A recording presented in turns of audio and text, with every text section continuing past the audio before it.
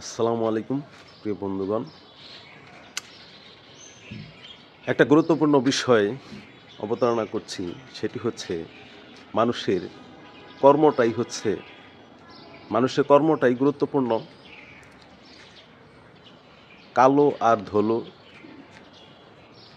বাহিরে কেবল, ভিতরে সবার সমান রাঙা না। কালো আর ধুলো বাহিরে কেবল, ভিতরে সবার সমান রাঙা।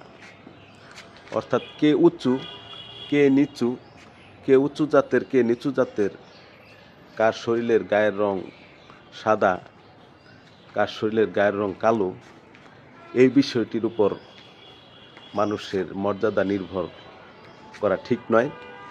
মানুষের কর্মটাই হচ্ছে আসল। মানুষ যত ভালো কর্ম করবে তত হচ্ছে তার পরিচয়। সুতরাং কোনো মানুষ কিন্তু মায়ের পেট থেকে তার গায়ের রং নিজে ইচ্ছা করে নিয়ে আসে না।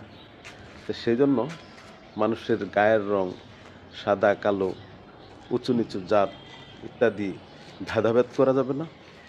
মানুষকে তার কাজের দ্বারা মূল্যায়ন করতে হবে, তার কর্মের দ্বারা মূল্যায়ন করতে হবে। তাহলে কিন্তু মানুষ সম্মান পাবে, ভালোবাসা পাবে।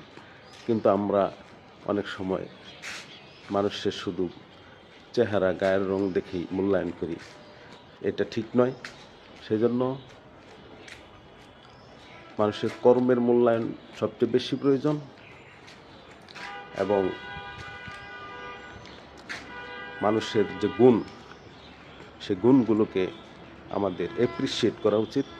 মানুষের ভালো গুণগুলোকে গ্রহণ করা উচিত এবং খারাপ গুণগুলোকে বর্জন করা উচিত।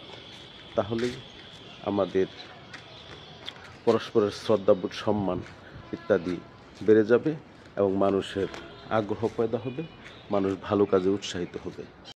প্রতিদিন নিয়মিত হাঁটুন, প্রকৃতিকে সময় দিন, প্রকৃতির সাথে মিলেমিশে থাকুন, মনটা ভালো লাগবে, সবার জীবন সুন্দর হবে, এই কামনা করি। আসলে আমাদের প্রত্যেকটি মানুষেরই সুখ দুঃখে পাশে থাকা উচিত। অনেকে হতাশ বিষণ্ণ থাকেন, তখন তাদের সাথে যদি একটু সময় দেওয়া যায় তাহলে তাদের সেই ফ্রাস্ট্রেশন, বিষণ্ণতা দূর হয়ে যাবে। সেজন্য আমাদের উচিত, কেউ যদি হতাশাগ্রস্ত বিষণ্ণ থাকে তাদেরকে একটু সময় দিন, তাহলে তাদের মন সুন্দর হয়ে যাবে এবং তাদের কাজে মন বসবে। এভাবেই আমরা একে অপরের পাশে থাকি। মানুষের জীবনে সফলতা ব্যর্থতা থাকবে, এরই মাঝে জীবনকে সুন্দর করে এগিয়ে নিতে হবে।